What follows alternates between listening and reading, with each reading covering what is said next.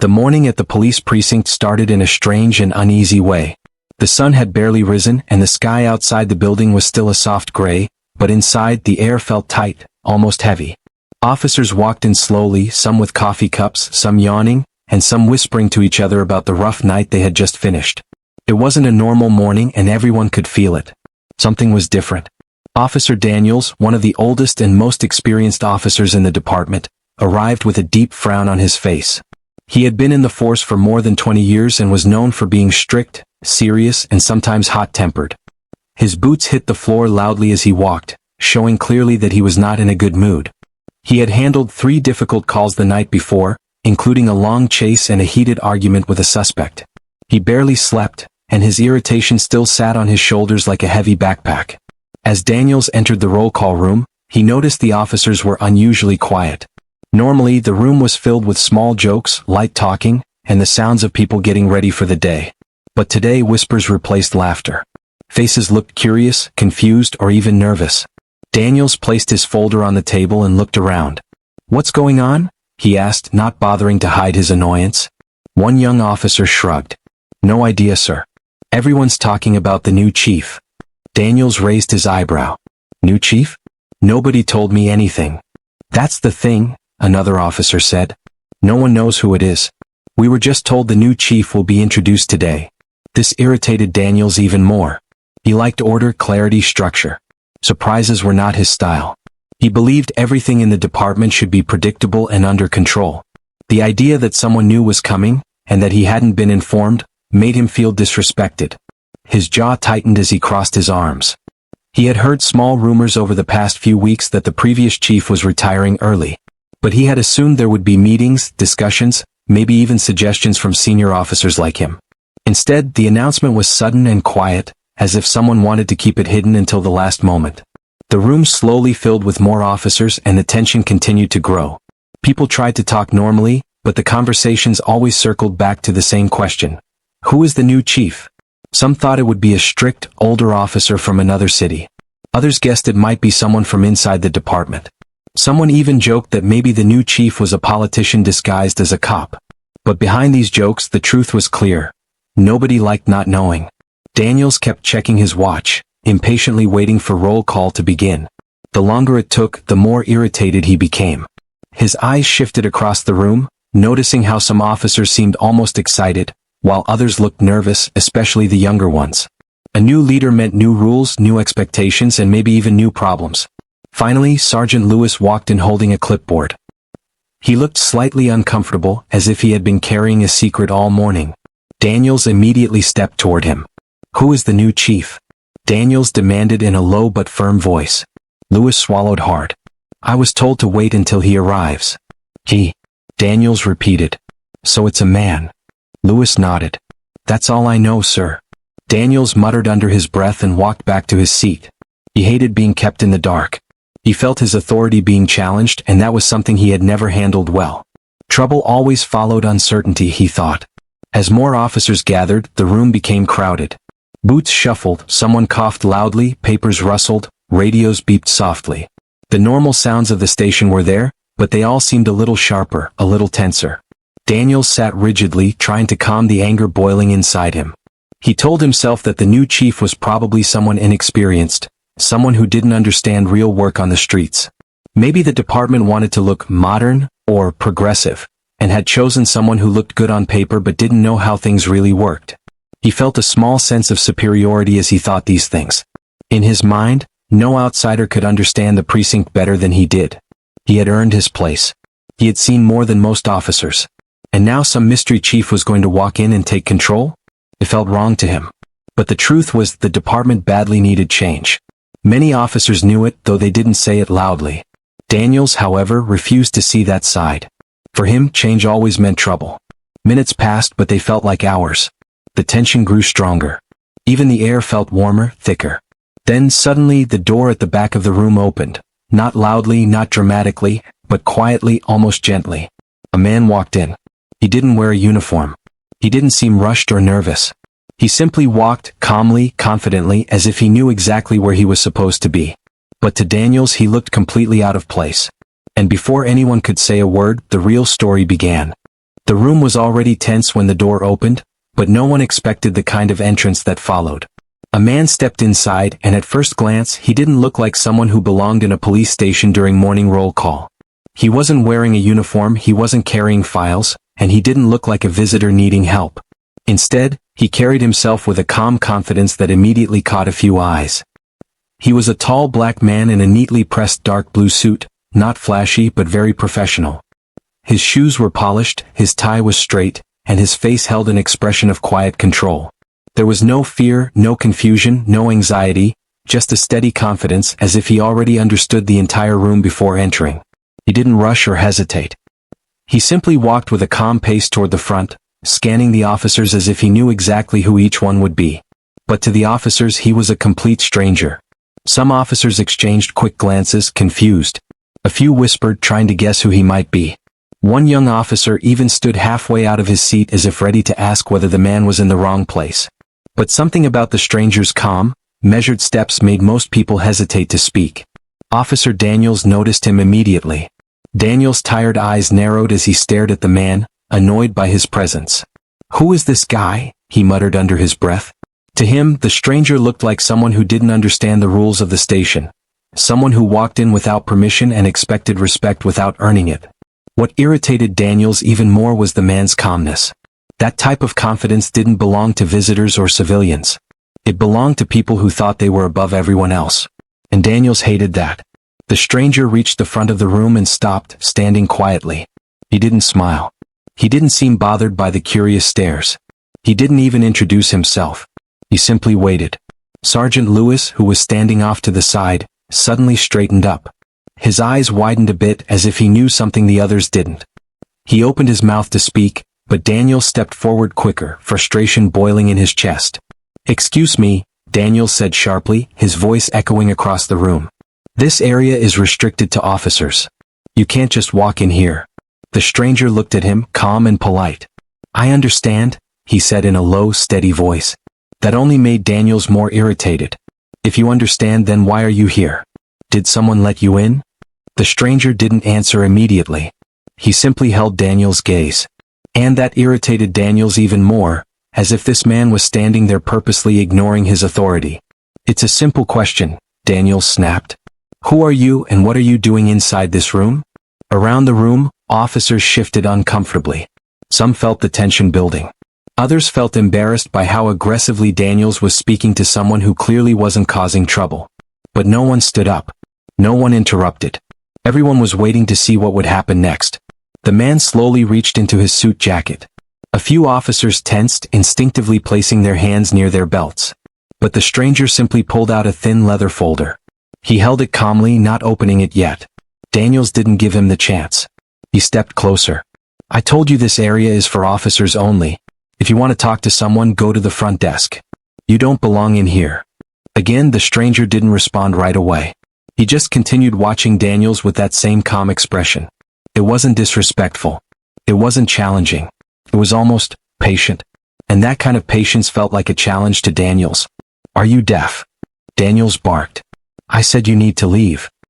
He stepped even closer, his face only inches away from the man's. For a moment, the room fell completely silent.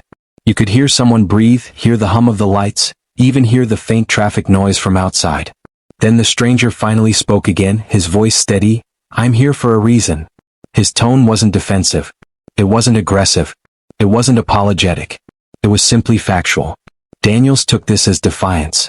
He felt his authority slipping, and his anger pushed him forward like a wave he couldn't stop. "A reason?" Daniels repeated mockingly. "You think you can walk in here and talk about reasons? You're not in charge. You don't tell us how this place works." The stranger didn't argue. He simply watched him, almost studying him.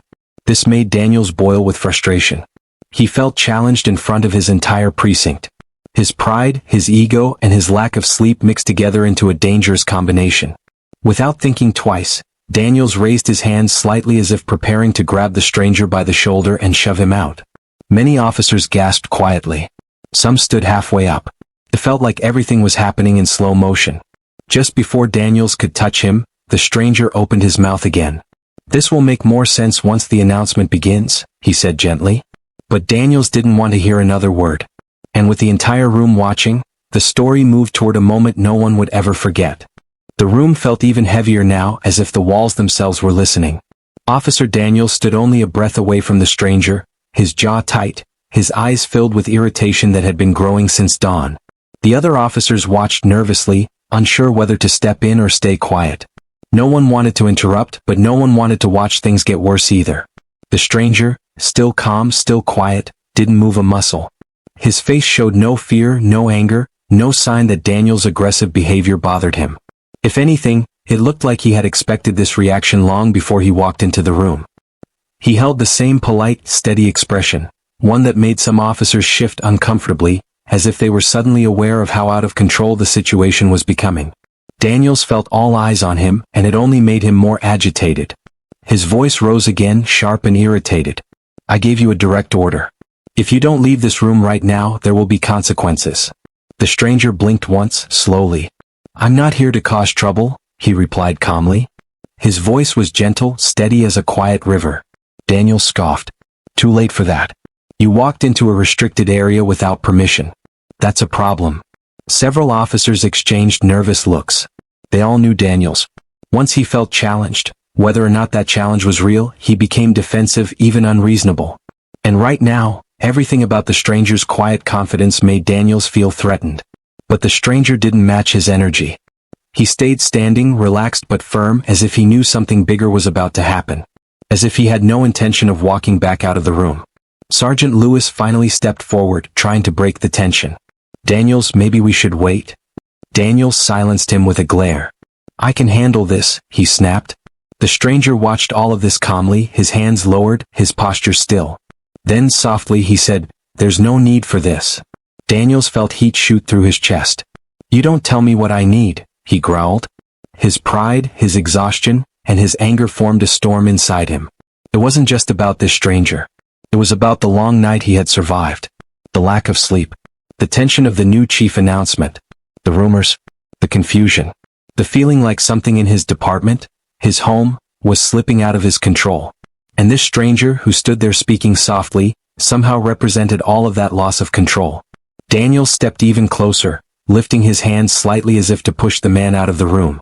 The officers around them held their breath. Nobody dared to move, but everyone could feel that something terrible was about to happen. "Last warning," Daniel said, voice cold. "Get out." The stranger's eyes didn't shift. He didn't step back. He didn't raise his voice. He simply said, "I belong here." Those 3 words, calm, simple, honest, hit Daniels like a slap to his pride. He felt himself boiling over. Without thinking, acting on pure frustration and ego, Daniels raised his hand high and swung it down. And the sound echoed. Daniels slapped the stranger across the face. The entire room gasped. Someone whispered, "Oh my God." Another officer's hand flew to their mouth. Even Sergeant Lewis froze, pale and speechless. The stranger's head tilted slightly from the impact, but he did not lose balance. He didn't stumble, didn't lash out, didn't even raise a hand in defense. When he looked back at Daniels, his expression was still calm, shockingly calm for someone who had just been slapped in front of a room full of police officers. A heavy silence blanketed the room. Even the humming lights seemed to go quiet. Daniels breathed heavily, chest rising and falling in quick, angry breaths. For a moment he thought he had won, as if the slap proved he was still in control. But then he saw the way the other officers were staring at him. Confused, disappointed, worried, some even scared. And then he looked at the stranger again. There was no fear in the man's eyes. No anger either. Only something else. Understanding. And that made Daniels feel even more unsettled. But the stranger didn't react to the slap. Instead he waited, patiently, calmly, as if this moment had been expected all along. Then, slowly, he opened the leather folder he had been holding since he arrived. He held it out, still silent. The room felt like it had stopped breathing. Every officer leaned forward slightly, waiting to see what was inside. Daniels hesitated, unsure whether to look or ignore it. His hand trembled slightly, not from fear, he told himself, but from frustration. But deep inside he knew something was very wrong. Because people who didn't belong there didn't react like this. People who didn't belong there didn't stay calm after being slapped. And people who didn't belong there didn't walk in with that steady confidence. As Daniel stared at the folder, his stomach tightened. He had the strange feeling that his entire morning, maybe even his career, was about to change in a way he could never have imagined. And the stranger simply waited, ready for the truth to unfold. The room felt frozen in time. No one moved. No one even shifted in their chair. It was as if the very air inside the precinct had paused to see what would happen next. Officer Daniels stared at the leather folder in the stranger's hand, trying to decide whether to take it or ignore it. His pride screamed at him to walk away, but something deeper, something uncomfortable, told him he should look. The stranger didn't lower his hand. He still held the folder calmly, offering it without anger or pressure. His cheek was slightly red where the slap had landed, but he didn't touch it. He didn't flinch. He acted as if the slap meant nothing. That alone made every officer in the room uneasy. Slowly, Daniels reached out with stiff fingers and grabbed the folder, snatching it quickly as if trying to prove he still held the power. He opened it with a sharp motion, expecting, he wasn't even sure what. A complaint form? A visitor pass? Some kind of identification that would prove the man was in the wrong room?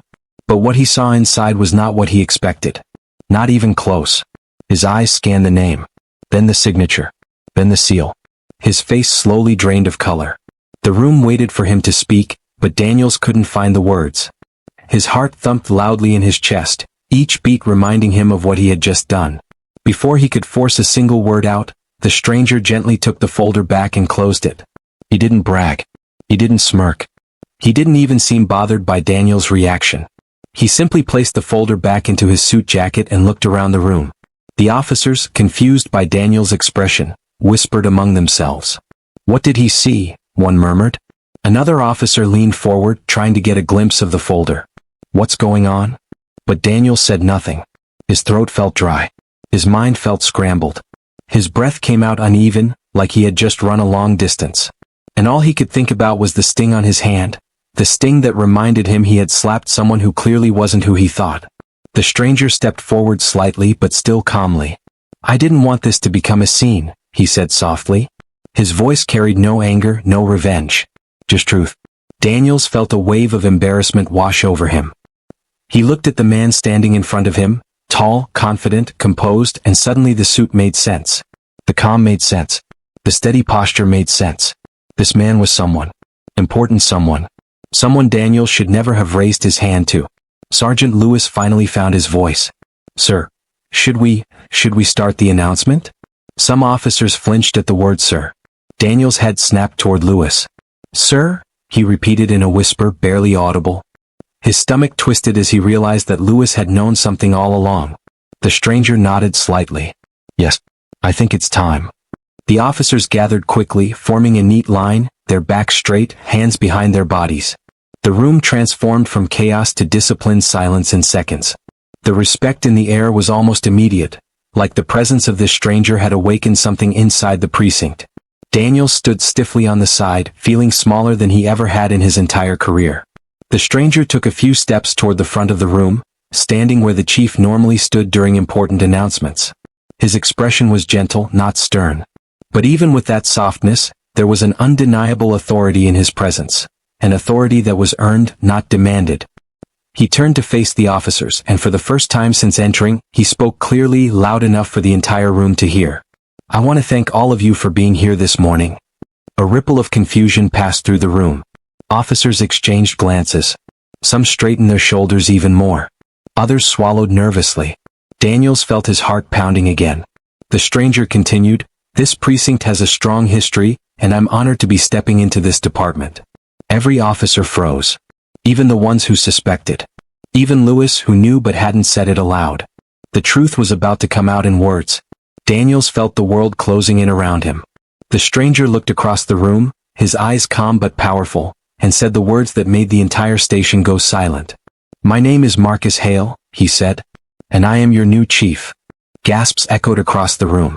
Several officers blinked rapidly, trying to process what they had just heard. One officer dropped his pen. Another instinctively stood straighter. But no one reacted stronger than Daniels. His jaw dropped slightly. His shoulders sagged. His throat tightened. The slap, the moment he thought he was teaching someone a lesson, now replayed in his mind like a slow-motion disaster. He hadn't slapped a stranger. He had slapped his new boss. In front of everyone. Marcus Hale, now standing as the rightful head of the precinct, looked directly at Daniels, not with anger, not with revenge, but with a quiet disappointment that cut deeper than any punishment could. And that expression alone told Daniels his life at the station had just changed forever. The room was choking on silence. No one dared to breathe too loudly, move too suddenly, or even clear their throat. The weight of Chief Marcus Hale's words still hung in the air like thick smoke. Officer Daniels felt as if the ground beneath him had cracked open, leaving him balancing on the edge of something he didn't know how to escape. Marcus Hale, the man he had slapped just minutes earlier, stood calmly at the front of the room, his face composed, his posture relaxed but confident. He didn't raise his voice or demand respect. He didn't complain about what had happened. His presence alone commanded attention. Every officer's eyes darted between Hale and Daniels, unsure what would happen next. Some were embarrassed for Daniels. Others were afraid for him. A few were curious, wondering what type of leader stayed this calm after being publicly disrespected in such a shocking way. Hale let the silence stretch for a long moment, not to intimidate but to let the room settle. Then he broke it with a steady, warm voice that surprised everyone.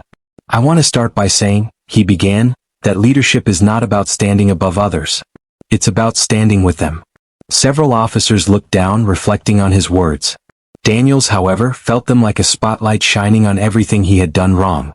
Hale continued, "I came here today hoping to introduce myself properly. I wanted to shake every hand in this room, learn your names, understand your challenges, and begin building trust." Daniel's heart sank deeper with each word. Had he prevented that simple moment of connection? Had he turned what could have been a peaceful introduction into a disaster?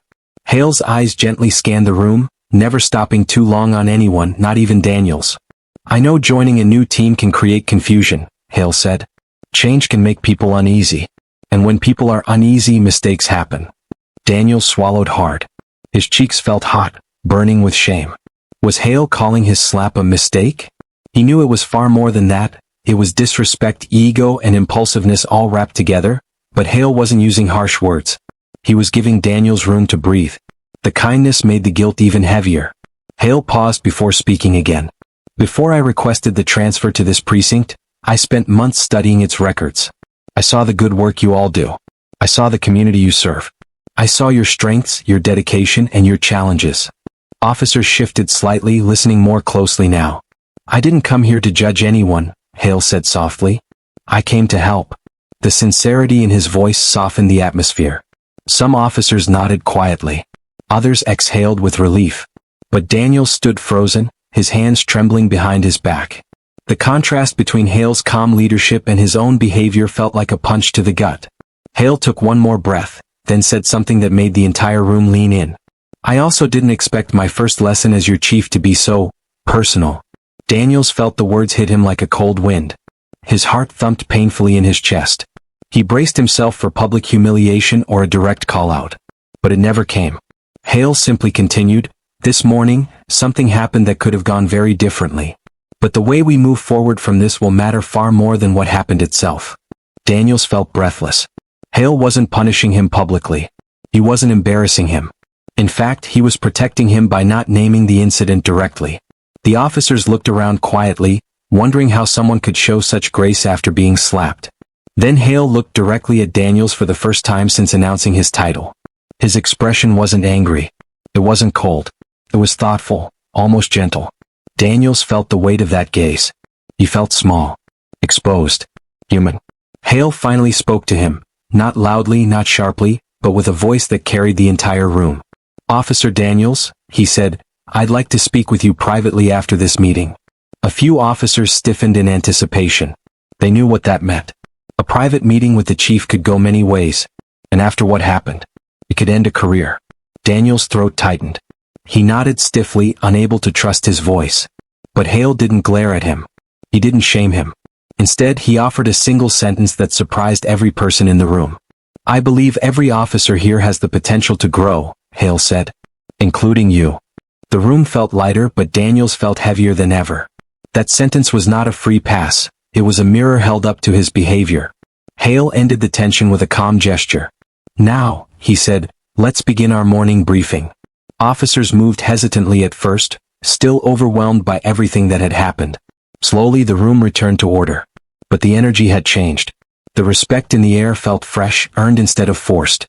Daniels remained standing at the side of the room, heart pounding, mind racing. His face was pale. His reputation felt cracked.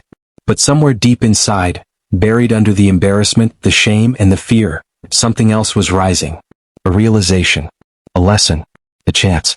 Because Marcus Hale had not come to destroy him. He had come to change him. And the private conversation that awaited them would make sure of that. The briefing ended, but the tension inside Officer Daniels did not. As the other officers gathered their things and slowly filed out of the room, he stayed frozen in his place, feeling as if someone had tied a heavy rope around his chest. Every step the others took, every whisper exchanged, felt like it echoed the same unspoken thought. He slapped the new chief. Daniels could feel their eyes on him, some sympathetic, some shocked, some quietly judging. He couldn't blame them. He would have judged himself too.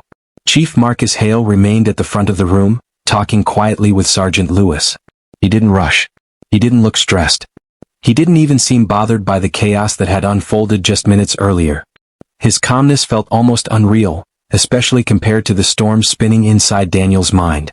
Eventually, the room cleared until only two people were left. Chief Hale and Officer Daniels. Daniels felt a knot tighten in his stomach. He didn't know what Hale was planning. A suspension? A demotion? A public report? Maybe even removal from the force? He replayed the slap again and again in his mind, each time feeling worse. The realization that he had struck a superior officer, and a new chief at that, felt like a knife turning deeper with every breath. Hale turned toward him slowly. "Officer Daniels," he said, his voice calm as ever. "Let's talk in my office." Daniels nodded stiffly and followed him down the hallway. His boots felt heavier than usual, like he was dragging stones with each step. Officers passing by lowered their voices or stepped aside quickly. Everyone knew what had happened. There was no hiding it. Hale's office was simple, organized, almost peaceful. A few framed certificates lined the wall. A small plant sat near the window. There was nothing intimidating about the room itself, yet Daniels felt more nervous stepping into it than he had during any dangerous call on the streets. Hale motioned for him to sit. Daniels obeyed. For a moment, neither of them spoke. Hale took his seat across the desk, hands folded together lightly. He observed Daniels quietly, not judging him but seeing him clearly. That made Daniels even more uneasy. Finally, Hale broke the silence. "I'm not going to pretend this morning didn't happen," he said calmly. "We both know it did." Daniels lowered his eyes, ashamed. "Sir." Hale lifted a hand gently. "Let me speak first." Daniels nodded. "What you did was unacceptable," Hale said, his voice firm but not harsh. "It was disrespectful, unprofessional, and dangerous. You acted out of anger, not judgment." Daniels felt each word like a blow, but he didn't argue. He couldn't. It was the truth. But then Hale surprised him by softening his tone.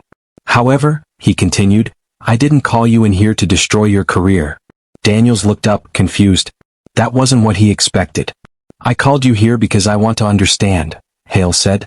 "Why did you react that way?" Daniels swallowed hard. He searched for an excuse, but nothing felt honest enough. So he decided to tell the truth. "I was exhausted," he admitted. "I had a rough night. I was frustrated. And when I saw someone walk in like they owned the place, without a uniform, without saying anything, I snapped. I thought you were someone trying to act above the rules." Hale nodded slowly, listening closely.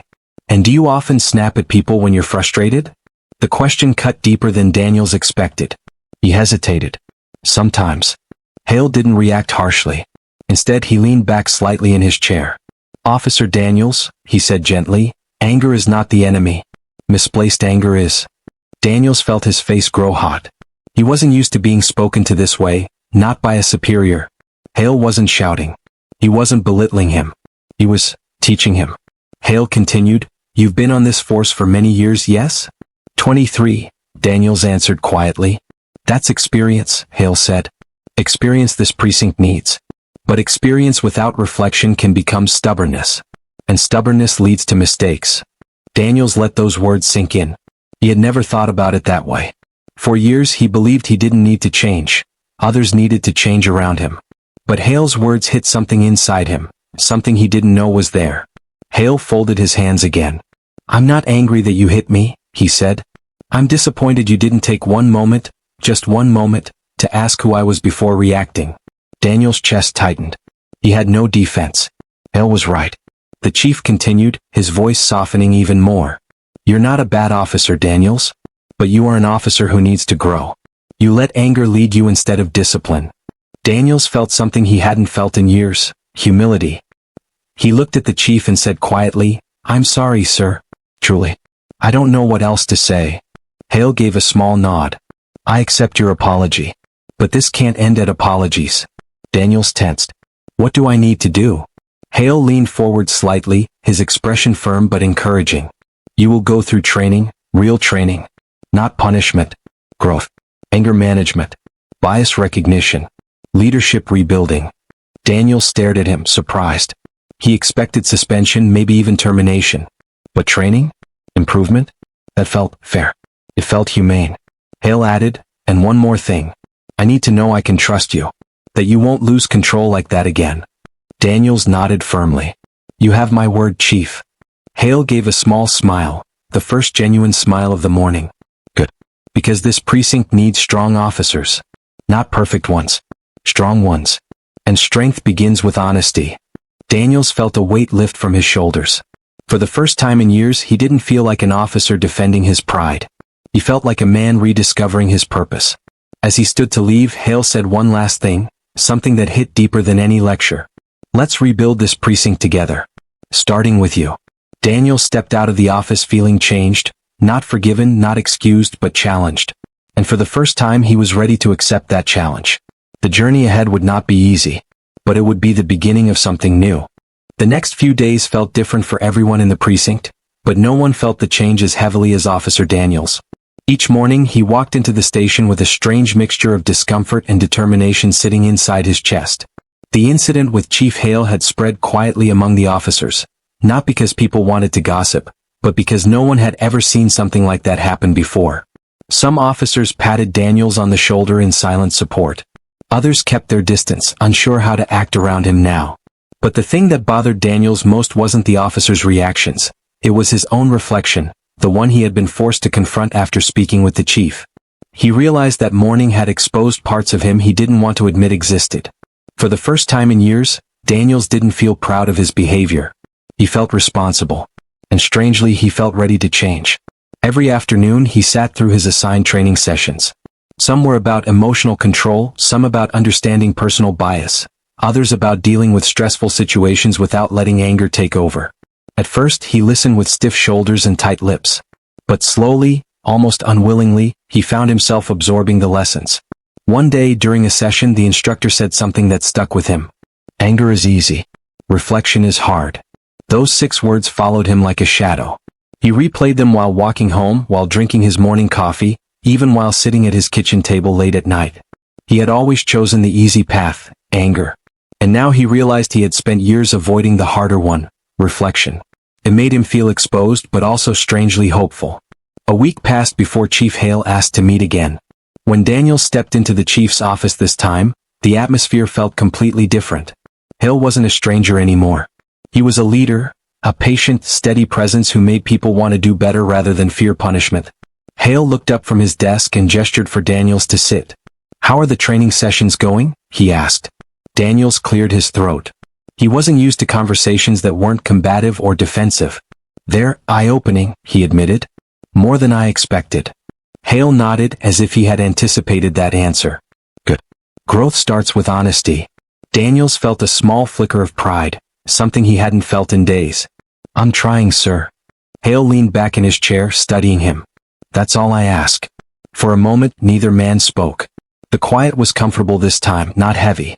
Daniels felt himself relax, but then Hale opened a drawer and slid a file across the desk.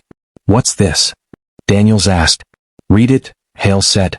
Daniels opened the file to find documents detailing problems in the precinct, conflicts between officers, delays in community response, rising tension with certain neighborhoods, and reports of frustration between the staff. He recognized many of the issues. He had seen some himself, but he had never thought about them as a bigger picture. He looked up. "This isn't new," he said. "It's been like this for years." Hale folded his hands. "And that's exactly why it needs to change." Daniels nodded slowly, understanding more with every second. Hale continued. "You've been here for 23 years. You know this precinct better than almost anyone. You know the people, the streets, the challenges. You've seen what works and what doesn't." Daniels listened carefully. "I can't fix this place alone," Hale added. But with people like you, I have hope. Daniels felt something shift inside him. He wasn't being punished anymore. He was being invited into something meaningful. Sir, he said honestly, I want to help. I really do. Hale smiled gently. That's why I asked to meet today. Daniel's eyes widened slightly. He hadn't expected that. Hale continued, I want you on my leadership task team. Not as punishment but as responsibility. You'll work closely with me to rebuild trust, improve officer conduct and help reshape the culture here. Daniels blinked, stunned. Me? After everything? Hale nodded. Especially after everything. Real leadership comes from people who understand their own flaws. Daniels felt a strange feeling rise in his chest, something he hadn't felt in a long time. Gratitude. Purpose. Maybe even redemption. I won't let you down, he said quietly. I know you won't, Hale replied. Over the next few weeks, Daniels began working directly with Hale. At first, he was nervous, unsure if he belonged in the same room as the man he had slapped. But Hale never treated him like a mistake. He treated him like a partner, someone who could help make things better. They visited community meetings together. They listened to civilians talk about their fears and frustrations. They reviewed officer complaints not to assign blame, but to understand the deeper issues. They walked through the neighborhoods, meeting residents who had felt disconnected from law enforcement. For the first time in years, Daniels didn't feel like he was just doing a job. He felt like he was doing something that mattered. And the more time he spent with Hale, the more he realized something important. Strength wasn't in shouting. It wasn't in demanding respect. It wasn't in authority or rank or fear. Real strength was in calmness, in patience, in humility, in being able to say, I was wrong, and then doing the hard work to make it right. Daniels was changing, slowly, painfully, but undeniably. And as the precinct began to feel the impact of Hale's leadership, Daniels understood something he had never realized before. The slap had not been the end of his career. It had been the beginning of his transformation. And the journey was far from over. Weeks turned into months, and the precinct began to feel like a different place entirely. What had once been a room full of tension, whispered gossip, and unspoken grudges slowly transformed into a team that listened, respected, and supported one another. Officer Daniels, who had once been rigid and quick-tempered, found himself thinking differently, acting differently, even breathing differently. The slap that had shocked everyone, including himself, had become a turning point, a moment he would never forget, a lesson he would carry for the rest of his life. Chief Marcus Hale moved through the precinct like a calm river, steady and unshakable. He didn't demand respect, he earned it. Every officer, from the newest recruit to the most seasoned veteran, knew that Hale's authority came not from his title, but from his patience, wisdom, and fairness. Daniels watched Hale carefully, studying how he handled conflicts, how he encouraged those who struggled, and how he quietly corrected mistakes without shaming anyone. Slowly, Daniels began to mirror that approach in his own work, realizing that leadership wasn't about force or fear, it was about understanding and accountability. One morning, Daniels stood in the roll call room, looking around at his fellow officers. He saw nods of respect not just for Hale but for the change in him. The young officers he had once dismissed as inexperienced now looked to him for guidance, and he felt a responsibility he had never felt before. It wasn't a burden, it was a purpose.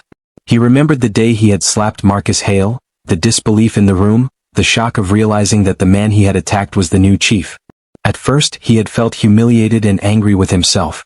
But now he saw it as the spark that ignited real change, not just in him but in the precinct as a whole. Daniels and Hale worked closely together to implement new programs.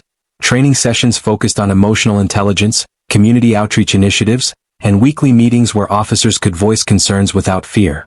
They even started mentoring programs for younger officers, teaching them not only the technical skills they needed on the streets but also the personal skills they would need to earn the trust of the community. Slowly, respect replaced tension, collaboration replaced suspicion, and pride replaced fear.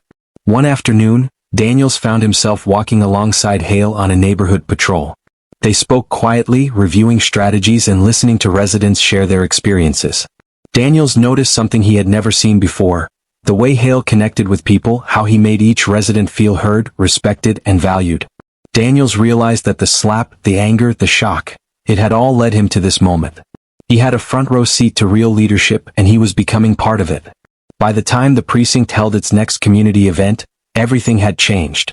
Officers worked together seamlessly, responding to questions and concerns with professionalism and care. Residents smiled as they interacted with the police, sensing the difference in the atmosphere. Daniel stood near Hale, watching as the community engaged openly, confidently, without fear or resentment. He felt pride, not in himself, not in his authority, but in what they had built together. And then Hale turned to him, eyes calm but knowing, and said, "You've come a long way, Daniels." Daniels nodded, feeling a warmth in his chest he had never felt in decades of policing. "I couldn't have done it without your guidance," he admitted. Hale smiled. "We all grow when we face the truth about ourselves." Daniels looked around the room at officers who now respected one another, at a community that trusted them, at a precinct that finally felt like a team. And he realized that the incident that had started it all, the slap, the shock, the humiliation, had been more than a mistake. It had been the catalyst for transformation. For Daniels, it was no longer about rank or pride. It was about accountability, empathy, and leadership. The precinct had changed, he had changed, and the community was safer because of it. The lessons of that morning would stay with him forever, a reminder that growth often begins with a single humbling moment, and that true leadership comes not from fear, but from integrity, patience, and the courage to face oneself.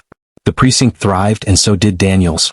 And for the first time in a long time, he felt at peace, not because he had avoided consequences, but because he had embraced the hard path of real growth.